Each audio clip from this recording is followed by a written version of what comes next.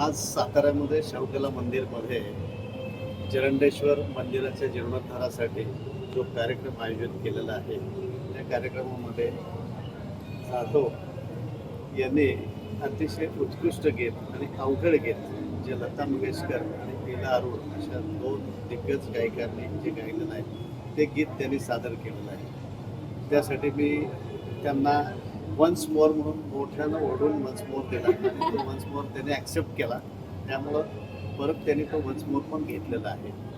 सातारा शहरामध्ये माझं स्वतःचाही एक ग्रुप आहे, हार्मोनी प्रस्तुत गाणे जो दिल को छू ले.